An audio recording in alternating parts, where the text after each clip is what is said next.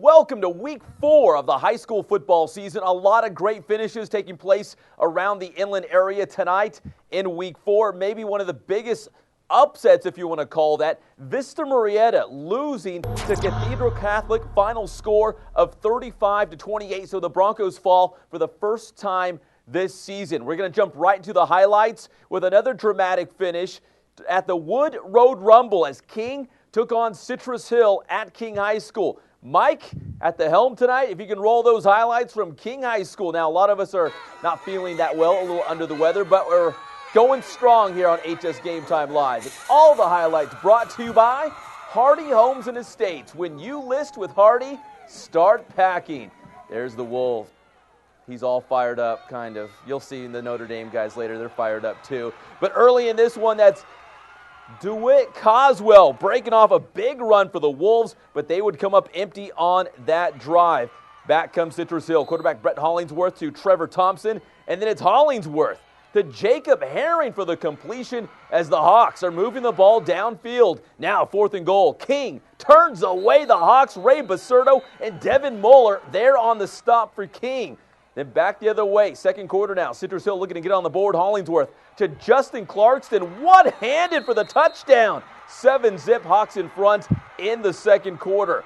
King's defense looking to slow down their former teammate. Hollingsworth used to play at King. He's brought down here for the sack. He was injured on the play, but Hollingsworth would stay in the ball game. Back come the Wolves. Their quarterback, Jacob Rogers, to Chance Sanderson for the big gain upfield for the Wolves, and they're moving the ball, looking to get on the scoreboard before the half. Now it's Rogers to Deshaun Jackson, flings it up, and Jackson comes down with it at the goal line. So King from the doorstep, knock, knock, I'm home, sets up Coswell for the TD, all tied at 7 apiece. Citrus Hill would tack on a field goal in the final seconds of the second quarter to take a 10-7 lead, but King goes on to win by a final score of 24-17. Jacob Rogers with the winning touchdown pass with 26 seconds left. Yes, Drex.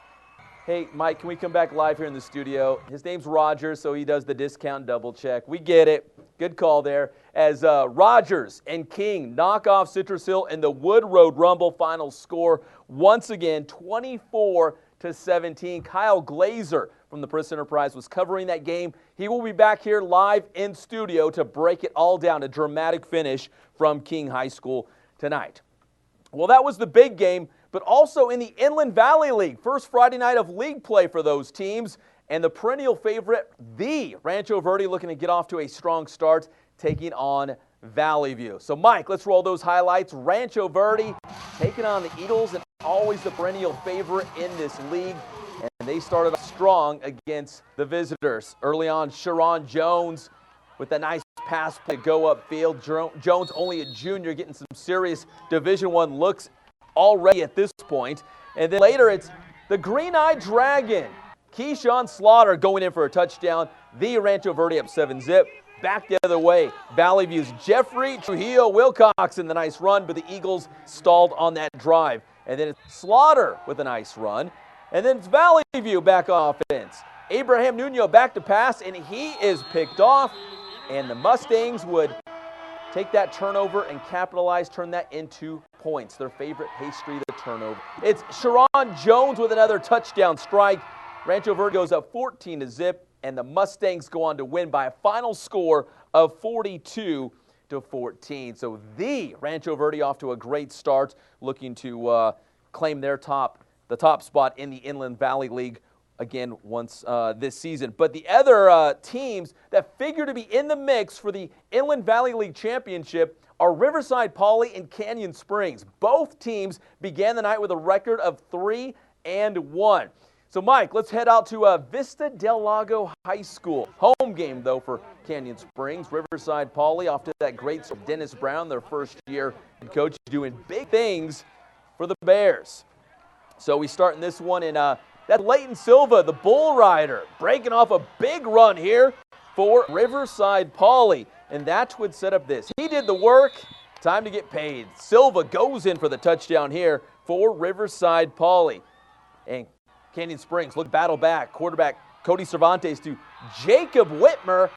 right around. They signal touchdown, but he's right around the doorstep. That would set up Kamari Watson going in for the touchdown for Canyon Springs. So the Cougars keeping this ball game close in the second half against Riverside Poly.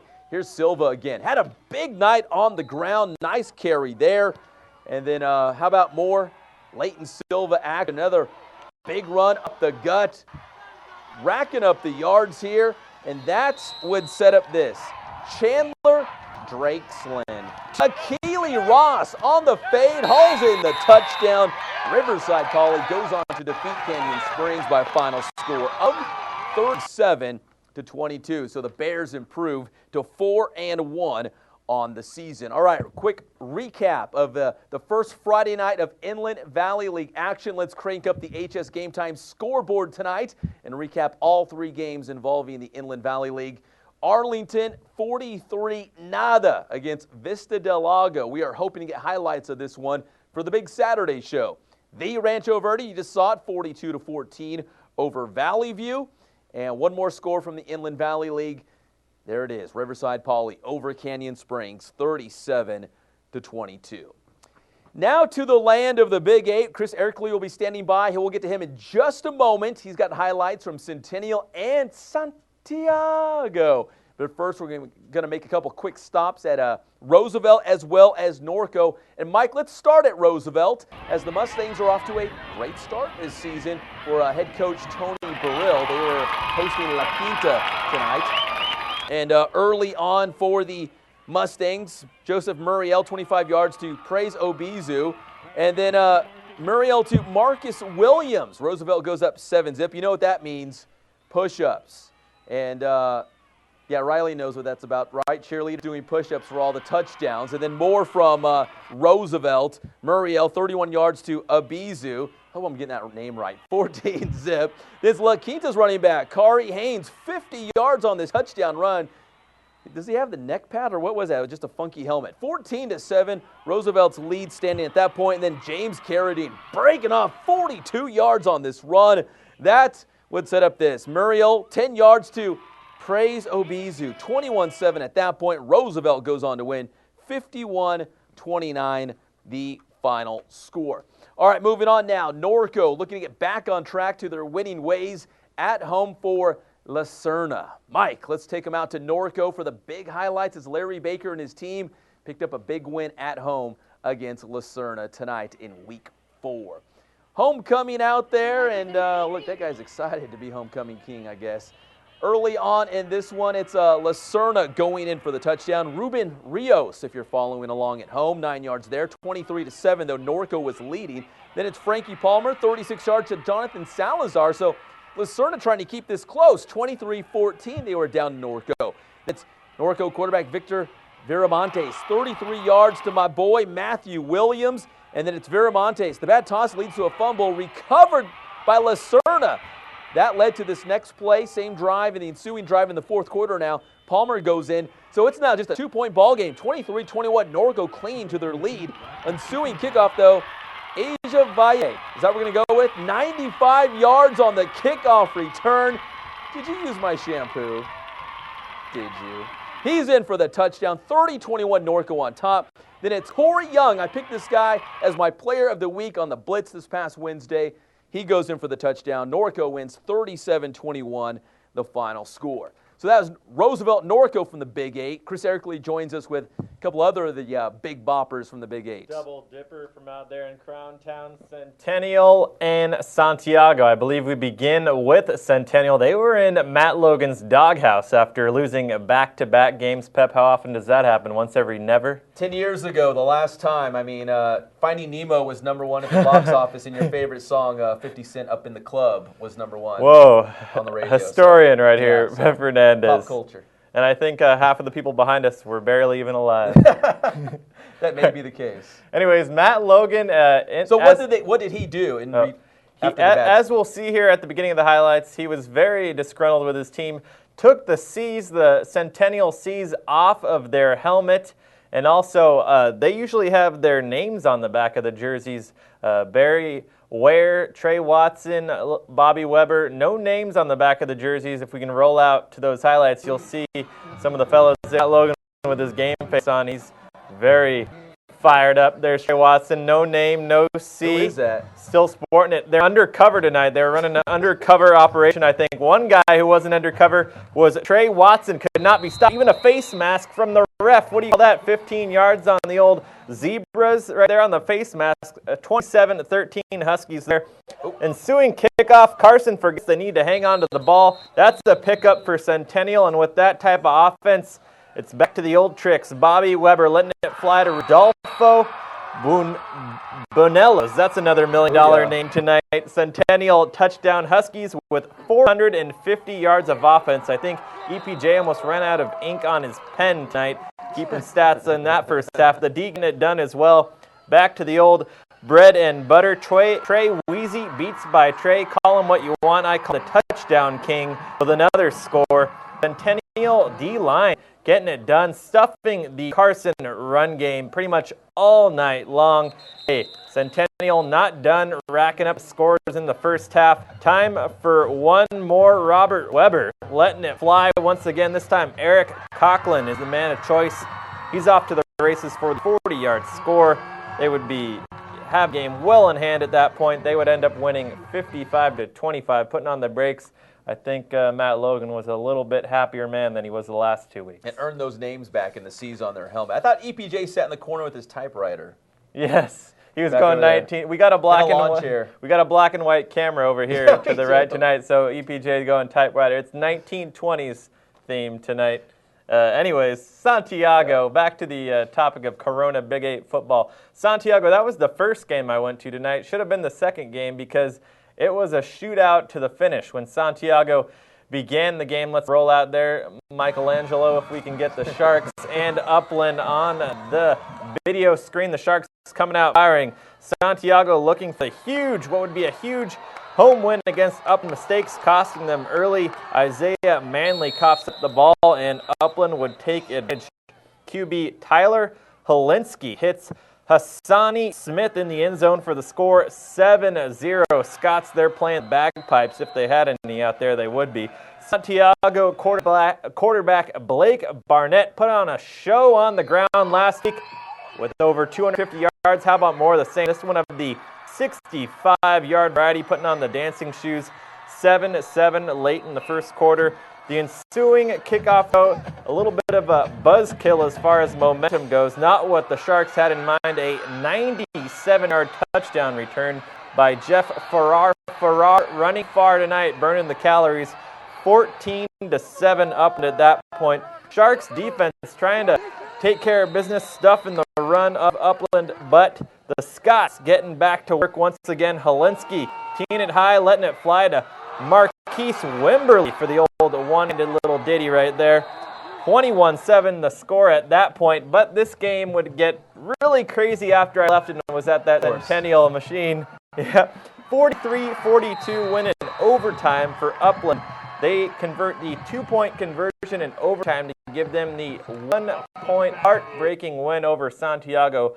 A rough play for Santiago tonight. They have been in a lot of real grinders this year. Shootouts, yeah. I'm sure once the Big 8 starts in a couple weeks, they will be in the same type of scenario. It just seems to be the way it plays out for the Sharks lately. And if my memory serves me correctly, which fails me often, but I think last year with Upland, they also had another nail-biter that went down to the finish that they could have easily won. But Santiago may be the best 2-3 team you'll find out there at this point.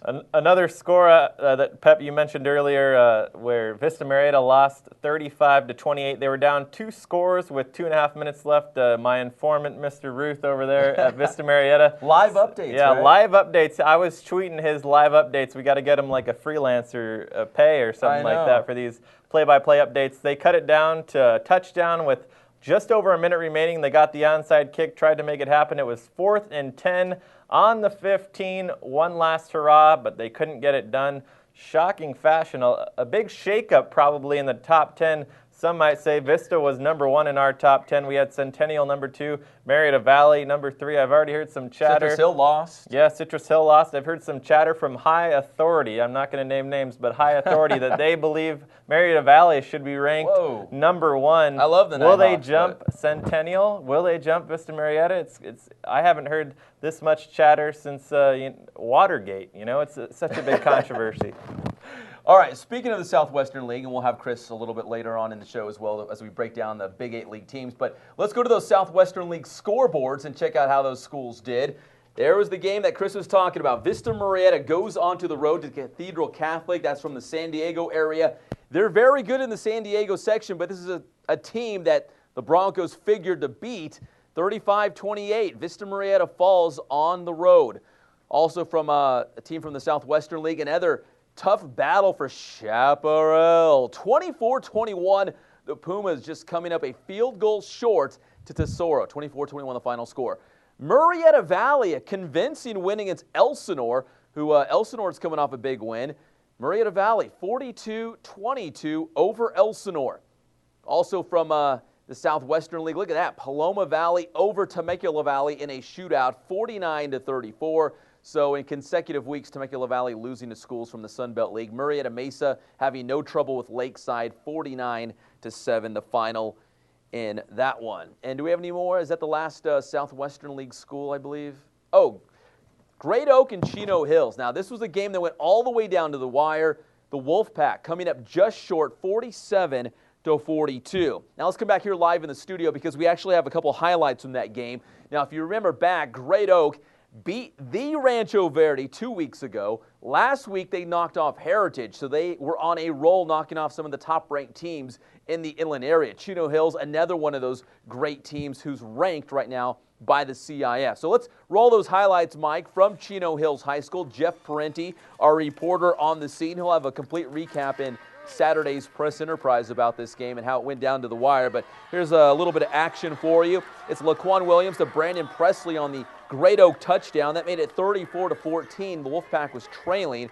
And then Bryson Charbonnier, one of his 3 first-half touchdowns for Chino Hills. They led 34-14 at the half. Final score, once again, 47-42. Chino Hills knocks off Great Oak.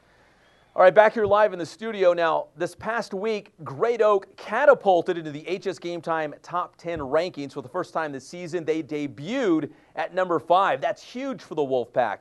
Will they stay in the top 10? Losing tonight, but still a quality loss, if you want to call it that, against a very good Chino Hills teams. So, Mike, let's roll the top 10 going into Friday. So, as Chris alluded to, this could change a lot come next week. Vista Marietta was our number 1, followed by Centennial, Marietta Valley, Citrus Hill, Great Oak, Roosevelt, Heritage, San G, Paloma Valley, and Santiago. So of those, let's see, Vista Marietta lost, Citrus Hill lost, Great Oak lost, and Santiago lost. So maybe a shakeup when you get the Press Enterprise next Wednesday as we unveil our HSGameTime top 10 next week. All right, back here live in the studio, those are some of the highlights. We've got more highlights on the way, but let's get you up to speed on the rest of the scores from week 4 of the high school football season. Let's crank up the scoreboard tonight and show you what's been going around. 28-7, Eisenhower defeats Carter in basically the city championship game in Rialto. So Ike, a convincing 28-7 win against the Lions. Yucaipa over Beaumont, 35-15. Don't have the stats, but I can guarantee my boy, BG3, Billy Gustafson III, probably had a big game for the T-Birds, 35-15 over Beaumont. Cajon, 48-28 over Corona tonight. So how about them Cowboys? They get another win for Kim Batten and the crew. Palm Springs edges Redlands, 20-16. The Terriers, my Terriers, falling on the road against Chris Ercoley's Palm Springs Indians. Orange Lutheran, one of the top teams in Southern California, knocking off Redlands East Valley, 49-13. So the Wildcats with another tough loss. They had that loss last week against Vista Marietta. Notre Dame over Aquinas, 31-8 tonight at RCC. These highlights coming up just a little bit later in the show, so stay tuned for that. Also tonight in week 4, Norte Vista tosses the shutout against Arroyo Valley, 48-0. Big win for Ken Batdorf and the Braves. Moreno Valley, 2 better than Hemet, 21-19. Looks like a great ball game there. A lot of us were splits in the You Pick'em contest on this one. Could have gone either way. Kaiser over La Sierra, 34-7. So the Cats bounce back after a couple tough losses to get a win against the Eagles. Also tonight, Patriot at Cardinal City, and the Warriors come away with a 28-19 victory against San Bernardino. Heritage all over Rialto, 49-28. So they bounce back from that loss to Great Oak with a big win. Temescal Canyon having no trouble with West Valley, 49-22. So a solid win there for the Titans. And Citrus Valley over Paris, 41-6. The Blackhawks taking care of business in this one with a big win before they head into league play in the Mountain Valley League. San G holds off Colton. What a great game this was. San Gorgonio remains undefeated on the season, knocking off Chris Mailo and his Yellow Jackets by 3, 42-39. Rancho Cucamonga, 59-7 over North as the Huskies continue to struggle this season. And Palm Desert over San Jacinto over Palm Desert. Wow, that's a nice win for the Tigers, 59-31. Fingers crossed we will have video highlights from the Tigers' big win against Palm Desert. When did you become a San Jacinto fan?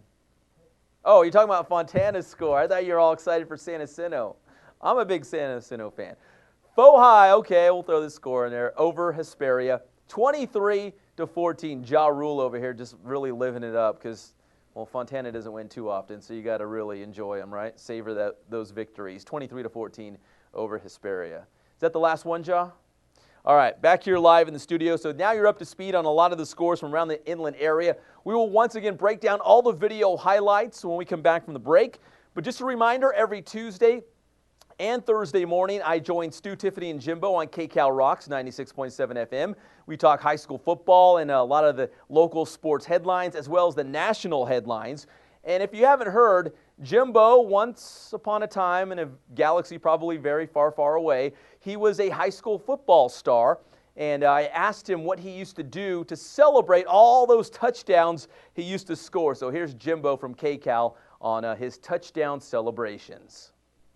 All right, Jimbo, you were a high school football star. I'm sure you scored tons of touchdowns in your day. I don't even want to try to count how many. You lost count? But anyways, yeah, you lose track after 1,000 or so. What was your go-to move, your celebration when you scored all those touchdowns? Well, here, some coaches always tell you to act like you've been there before and just hand it to the referee. Worst advice ever. Because there may be a point you may never ever be there again. So relish that moment. And what I want you to do is you have to look at that ball. Raise it up to the mighty football gods. Look at it again and give it the hardest heave-ho of a spike into Mother Earth, the gridiron grass, the battlefield that you came across to score that touchdown. So when your coach tells you to act like you've been there before, tell him to shut up. Well, you probably can't because you got to run a lot. But I mean, celebrate it. Celebrate it to the football gods. That's what football is all about. Welcome back to HS Game Time Live. We'll get Kyle Glazer in here to break down that wild finish in the Wood Road Rumble. He's still typing? All right, so we're going to skip Kyle, but we will tell you that we will have the highlights from the Woodwood Rumble, Citrus Hill and King. This one went down to the wire. So, Mike, let's roll those highlights from King High School. And this one had a dramatic finish. And all the highlights tonight brought to you by Hardy Homes and Estates. When you list with Hardy, start packing. Guaranteed. Ask for the PEP special on that one. King and Citrus Hill. And this one went back and forth. Low scoring, though, in the first half. That is DeWitt Coswell, the big run, but that stall would drive for King High School. Here comes Citrus Hill. Quarterback Brett Hollingsworth to Trevor Thompson. And then later on that same drive, Hollingsworth to Jacoby Herring. He's going to haul this one in on the completion as Citrus Hill was marching down the field in the first quarter. Now 4th and goal, going for it. King turns him away. Ray Basurdo and Devin Moeller there on the stop. Then Citrus Hill next offensive possession. Hollingsworth to Justin Clarkson. One-handed on that touchdown catch. 7-zip Hawks in front of King. Now King's defense. bringing down Hollingsworth here for the sack. Hollingsworth was injured on the play, but he would stay in the game. Remember, Hollingsworth played at King the past 2 seasons. Back come the Wolves. Jacob Rogers to Chance Sanderson here for the big gain downfield. And then later on that same drive, Rogers to Deshaun Jackson, flings it up, and Jackson comes down with it at the doorstep. That sets up this. Knock, knock, I'm home. Coswell goes in for the touchdown. That ties the game at 7 apiece. Citrus Hill would tack on a field goal late in the first half to take a 10-7 lead at halftime. But, as you'll see from the final score, King wins 24-17. Jacob Rogers with a game-winning touchdown pass with 26 seconds left in the game. A dramatic finish. If Kyle Glazer can finish up his story for Saturday's Press Enterprise, we'll bring him in here and have him analyze the finish between King and Citrus Hill. But moving on, the first Friday of Inland Valley League action. Yeah, league play already in week 4 of the high school football season. The perennial favorite, the Rancho Verde, opening up with Valley View. So, Mike, let's take them out to the Rancho Verde. You know, that's the Buckeyes colors, Ohio State, so that's why we call them the Rancho Verde. Plus, they're pretty good as well. So the Mustangs getting it done here against Valley View. Sharon Jones, the nice pass to pick up some yards here for the Mustangs. And then later on that same drive, it's the Green-Eyed Dragon getting the call. Get in there! And the Rancho Verde goes up 7-zip. Later, it's Jeffrey Trujillo Wilcoxon, the big run here for Valley View, but they would stall on that drive. They let Slaughter with another big run, but they would come up empty on that one. And then it's Rancho Verde and the Department of Defense coming up with an interception here, and they would capitalize on their favorite pastry, the turnover. Sharon Jones, the touchdown strike here as the Rancho Verde goes on to win 42-14. All right, also in the Inland Valley League, a pair of teams who started the season 3-1. Riverside Poly taking on Canyon Springs. They played at Vista Del Lago, and Mike, you know the drill. Let's go to Vista Del Lago High School for those highlights. Riverside Poly with Dennis Brown at the helm, off to a great start this season.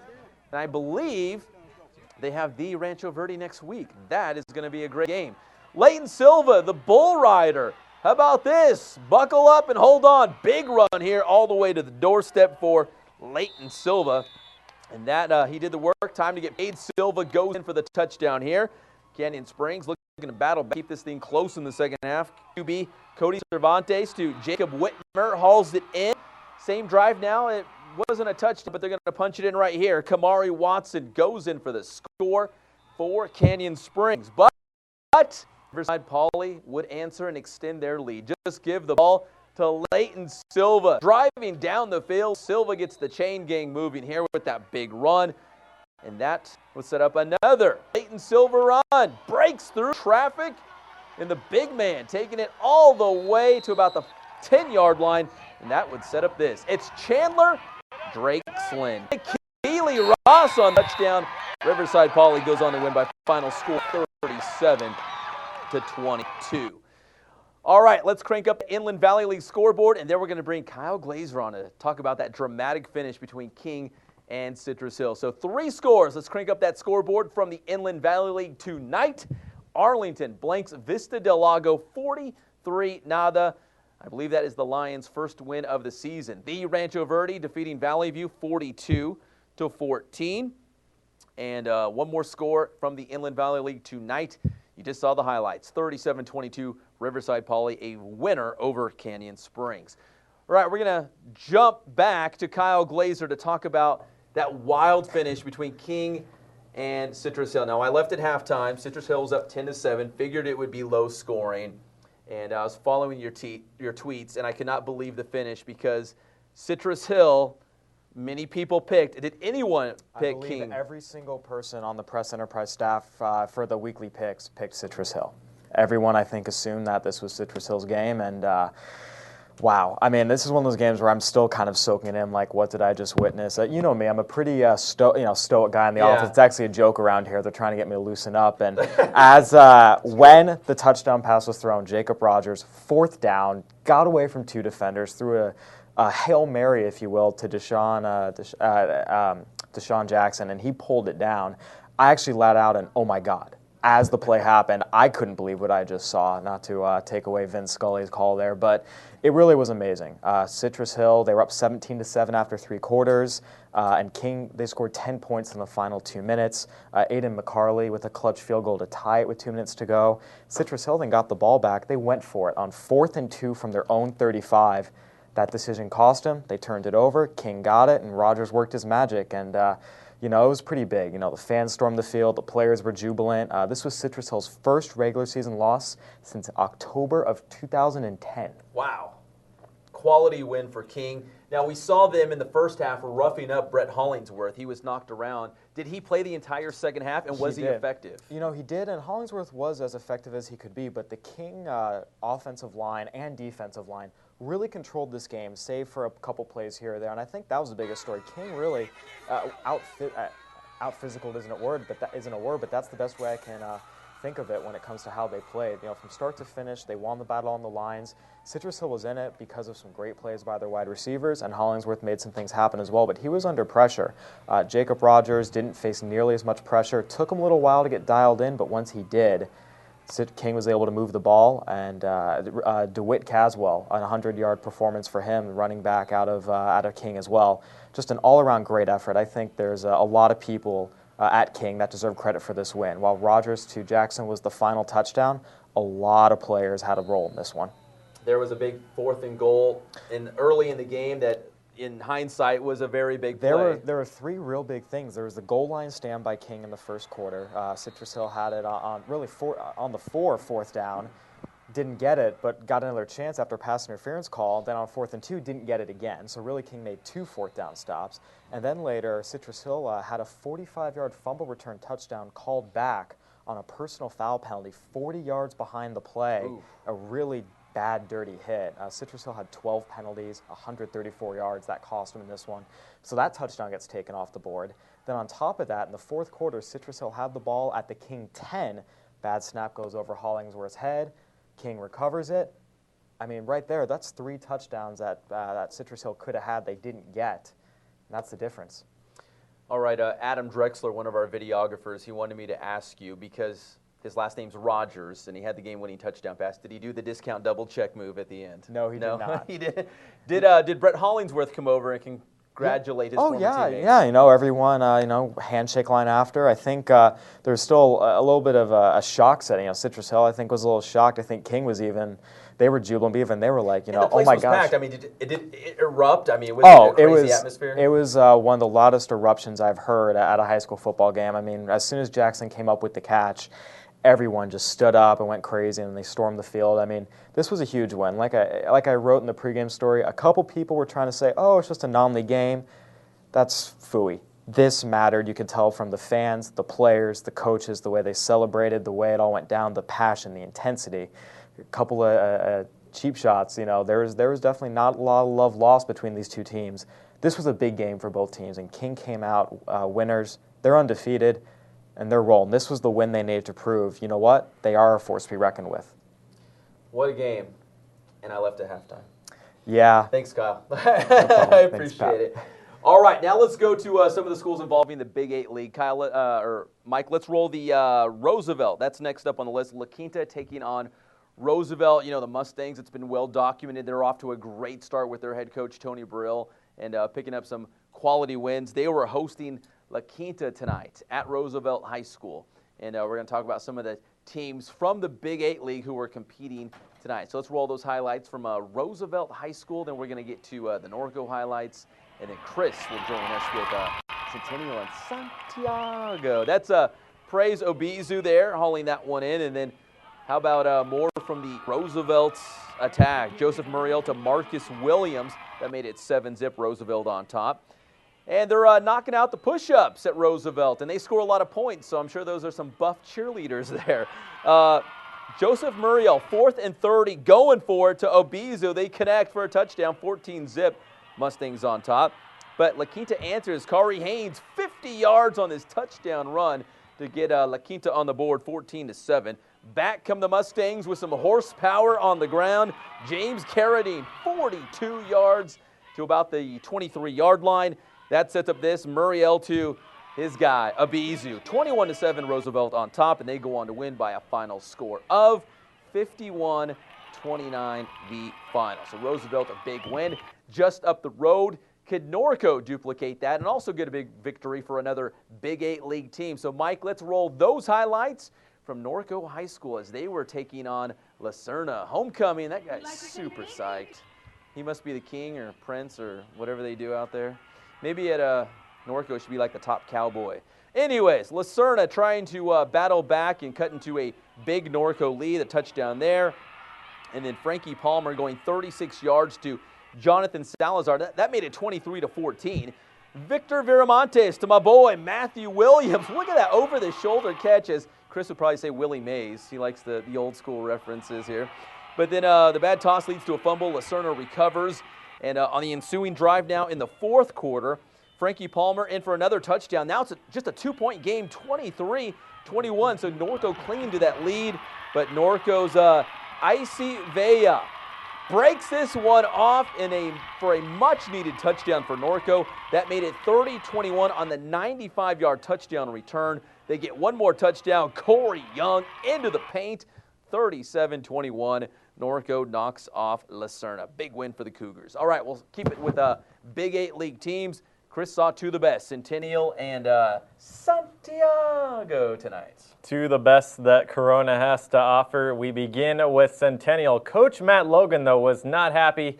The angriest he's been since someone told him he wasn't allowed to wear shorts. Oh, that angry. That's pretty bad. Because they lost their last 2 games to Poly and Alemany. Pep, you said it was since 2003. 2003. A long time ago in a land far, far away, and they weren't looking to go for 3 losses in a row. Let's take it out there to Husky Town. Coach Matt Logan fired up to get things back against Carson. They did not allow the team to wear the C's on the helmet tonight. Said they weren't worthy, nor the names. Bobby Weber going undercover, but Trey Watson would unveil himself, the touchdown machine, even a face mask from the ref. What's the deal there? Carson thought he needed a 12th man. And swing kickoff, Carson playing hot potato with the ball there, a little bit lost. Centennial would cash in on that with the easy pickup. Centennial back to their old tricks. Bobby Weber to Enrique Iglesias, his favorite receiver, Rudolfo Bailamos Buenuelos. I probably slaughtered that for the Centennial touchdown. Huskies 450 yards of offense. EPJ, as Pep said, almost broke his typewriter. There was smoke coming off the thing. They were worried it was going to start a wildfire with those Santa Ana winds out there. Back to the bread and butter for Centennial. Trey Weezy beats by Trey, the old touchdown machine. Also the homecoming king tonight. So really? The ladies of Centennial passing out Bieber style when he was crowned the king tonight, especially after all those touchdowns. The Centennial D-line dominating the running game. Time for one more score in the first half for Centennial. Bobby Weber letting it fly to Eric Coughlin. 40-yard score. All Huskies tonight. I think they're getting the C's right here. We've got it. Oh, yeah. We put the C back right there. We've got one. We got one. We already authorized it. We put the C back on the helmet. We earned it. Yeah, we earned it tonight, yeah. All right, so Centennial, big blowout win. Not the case, though, just down the street on Rimpaw. Yeah, Santiago, like you were talking about the King game. You were mad that you left that game in halftime. What are you going to do? What do you know? I leave the Santiago Upland game almost at the end, halftime, and it turns out to be a real humdinger shootout. 43-42, but hey, that's why they play the game. That's why we shoot the games. When you go to 2 games, you kind of roll the dice, and just like Vegas, you always don't come out a winner. Let's take it out, though, to the highlights that we do have from the first half. Santiago Sharks ripping through the paper there to begin, and having a little trouble, though, with a few costly errors early in the game. Mistakes costing them. Isaiah Manley costs up the ball for the turnover. Upland would capitalize there. Tyler Helinski hits Hassani Smith in the end zone for the 7-0.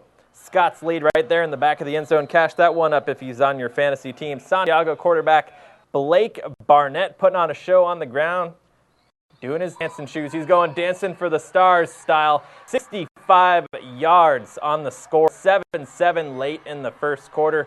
Ensuing kickoff, not what the Sharks had in mind with, cashing in on the momentum. 97-yard touchdown return for Jeff Farrar. He's going Forrest Gump style running, and he won't stop. all the way back to Greenbow, Alabama, 14-7. Upland in the lead. Sharks trying to get it back on defense, stuffing the run for Upland, but the Upland passing game would not be stopped in the first half. Scott's letting it fly again. Helinski to Marquise Wimberly with a Wimbledon-style one-handed Roger Federer forehand, but that's the grab for him. 21-7. Now, as I said, we don't have it documented, kind of no video, kind of like the birth of Jesus. Second half, 43. 42, the overtime win for Upland in exciting fashion. Gosh. Hey, I had to go way back. That was way back. That was way back, but much appreciated. Hey, so real quick, I just want to jump in here. Speaking of like missing the end of games, Amanda Pollard, I got to give her a big shout out. She just hit me up on Twitter, and she's sending us the game-winning touchdown from King. Oh. So if you've got like an awesome highlight or something from your game, please hit me up on Twitter, or my email's jfernandez@pe.com like Amanda Pollard did. Amanda, thank you so much. We're going to get that game-winning touchdown from King on the big Saturday show. But the back to YouTube you, Chris, traffic will be going up on going that, through the baby, roof. that's for sure. Yes. Maybe we can get last 2 weeks we've tried to nominate the Temescal 109-yarder. We tried to nominate that one-hander from Heritage. Oh, Heritage. Yes. Sorry. Yeah. Riley and I were talking about there was an awesome one-handed catch. Oh, yeah. We couldn't remember what game it was. Heritage. Maybe we can get a little bit of love for King out there with their miracle catch. We'll have to see just what it looks like. Did you see the Citrus Hill touchdown too, though? It was a one-handed touchdown. History all around. I'm just saying. saying. ESPN give us some love? Come on, we're sending you those big videos. Yes, that's true. All right, Chris, well, thank you very much for a nice recap from the Big Eight. Now let's go to a team from the Southwestern League, Great Oak. Mike, let's go ahead and roll those highlights as Great Oak played on the road at Chino Hills. Remember, the Wolfpack beat the Rancho Verde, beat Heritage. Now they're trying to knock off another very good team in Chino Hills. That right there is Laquan Williams, the quarterback, to Brandon Presley, but the Wolfpack was down by 20. And then Bryson Charbonnier, one of his 3 first-half touchdowns for Chino Hills. They led 34-14 at the break. Chino Hills goes on to win by a final score of 47-42.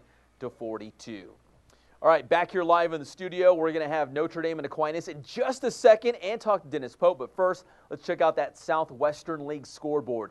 Teams from the Southwestern League as they gear up for league play right around the corner. Let's go ahead and crank up that scoreboard. And first, if you're just joining us, that big loss, 35-28 for Vista Marietta, the Broncos' first loss of the season. Now, Cathedral Catholic is very good, but I think most people would consider the Broncos the favorite in this one, but they lose on the road 35-28. All right, Tesoro and Chaparral. The Pumas lose by 3, 24-21. Now, Tesoro's a very good team. Tesoro beat the Rancho Verde. I mean, this is a very good team, but Tesoro, the better one here, 24-21. Tough loss for the Pumas. Murrieta Valley, 20 better than Elsinore, 42-22 the final score. So the Nighthawk train keeps rolling tonight. Also involving teams from the Southwestern League. Paloma Valley downs Temecula Valley in a shootout, 49-34. Don't have the final stats, but I can guarantee my boy, Bebo, Brent Boehm, the quarterback for the Wildcats, probably had a big game, as did Kyle Plantier, the QB for the Golden Bears. And Murrieta Mesa, is that the next one? It must be psychic. 49-7, Murrieta Mesa over Lakeside. So the Rams with a big win against the Lancers. And I believe that is the last scoreboard for the Southwestern League. All right, so back here live in the studio, we have the Dennis Pope down there covering Notre Dame and Aquinas. And Dennis, we're going to roll the highlights first, and then we'll come back and get your analysis of another big Titan win. So, Mike, let's go ahead and roll those highlights. They played down at RCC. Now, Dennis, why? I mean, aren't you supposed to run through the sign? I mean, you got to be all fired up, right? It's like, well, okay, we're here. All right. Anyways, but they came out with a bang. Is this the opening kickoff? Leslie Smith with a 53-yard kickoff return to set up the Titans in Aquinas territory. Now, you know, he was just on our Wednesday show, The Blitz, so I think a little bit of good luck rubbing off for the Titans. That sets up Daniel Batosh for the touchdown here. And then how about a Notre Dame field goal? He puts it through, a 10-zip Notre Dame on top. And Aquinas looking to battle back. Ryan Taylor to Will Seltz. He's got the big gain here for the visiting Falcons down RCC, all the way down to, I don't know, looked like a 3 or 4 yard line. And then Seltz scrambling, calls his own number. He will slip through traffic and get in for the touchdown and gets Aquinas on the board. And then here comes Wes Smith again. This guy is a superstar player. Returns kick, takes this, what was that, a pitch? I didn't see the very pitch. 26 yards. See, that's why we got Pope in here. He knows all the stats. And then it's Paul Bradvica. His homies call him Paulie Guaps to Dakota Mai, the nice pickup here. And how about an Andrew Rodriguez touchdown for Notre Dame? Final score down at RCC, Notre Dame wins 31-7. And they, as you could tell from the very start, as they ran through the paper, very excited about their big rivalry against Aquinas. Yeah. All right, but seriously, Notre Dame looking good at this point. What are they, 4-1? 4-1 now, right? Yeah, they look like a totally different team than they were last year. Paulie Guaps, you know, he was big for them, 21 of 36 for 319. He had a touchdown late, but he's effective. You know, they throw a lot of small screens, bubble screens, stuff over the middle, and he lets Wesley Smith take control of the game for them. You know, make big plays. That's not a big, bad game plan. Just get the ball in his hands. And I believe heading into this week, we put the stats for high school football in the Press Enterprise, and your boy Paulie Guaps and Jeremy McMaster were like 1 and 2, I think, or something like quarterback receiver, like the top duo. But you add Wesley Smith into the mix, and Notre Dame's going to be tough to stop. So moving forward, I mean, the Mountain Valley League, let's be honest, it's actually tough. They got some good teams in the Mountain Valley League. Rim, Banning, Harupa Hills. I mean, Citrus Valley. Rubidoux, I mean, it's no cakewalk. It's a tough league. Yeah, so talk about Notre Dame moving forward. I mean, are they an actual threat? They're 4-1 with quality win against Aquinas. You know, they play in the East Valley. It's the first East Valley team I've seen this game I've seen this year. But they're physical. They were hurting Aquinas running backs, both their starting running back, Will Seltz, who scored the touchdown, and Michael DeLeon exited the game early because they got hurt. And Aquinas was forced to use sophomores and juniors at running backs. And from that point on, Notre Dame held Aquinas to just 33 total rushing yards in the whole game. Yeah, we had Wes Smith and some of his other teammates and the head coach on the blitz this past Wednesday, so maybe we'll take a little credit for inspiring them on this Friday night to get the big win against Aquinas. They got the HSGameTime bump. Yeah, that's right. You know what? Because there's like with the Madden coverage, right. Maybe if you appear on the blitz, it's actually a good thing. And going into I think they look like a competitive team. Rubidoux and all those other teams, they play a physical brand. So I think if they're going to compete, they're heading the right way right now. So. Do they have the size? I mean, obviously they have some great skill guys that can get the job done. But I think they got a couple of guys up front who can push and make holes and stuff. The test is going to be health. At that level, the rosters are small. It's all about keeping your key guys healthy. So. Now, looking ahead, I know they play on a Thursday night game. I think it's at Citrus Valley that I'll be covering, so I'm kind of excited about that one. Citrus Valley, a lot of people talk about Rim. Harupa Hills had that great run last year. Obviously, we saw what Banning did, but I think Citrus Valley is one of those teams that kind of flies under the radar that, they're pretty good. Yeah, they had a couple good seasons early on. They got in trouble in that game versus Aquinas like 2 years ago for taunting and late hits and stuff, and it seems like they've been able to clean up the program a little bit since then, and they're back on the uptick, so. Excited to see how this Mountain Valley League unfolds this season. Obviously, Notre Dame looking strong. Look for Dennis Pope's story in Saturday's Press Enterprise as Notre Dame gets the big win against Aquinas, 31-7, the final score. Pope, you're the man. You always come through. We blew it up.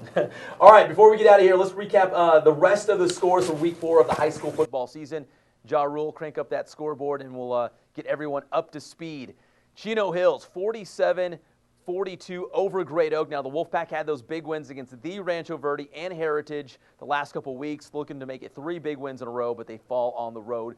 Eisenhower wins the battle for Rialto, 28-7 against Carter. So Ike, the big win. They remain undefeated, probably catapulting them back into the top 10 for HSGameTime. Ukaipa, my boy, BG3, Billy Gustafson III, and the Thunderbirds win at Beaumont, 35-15.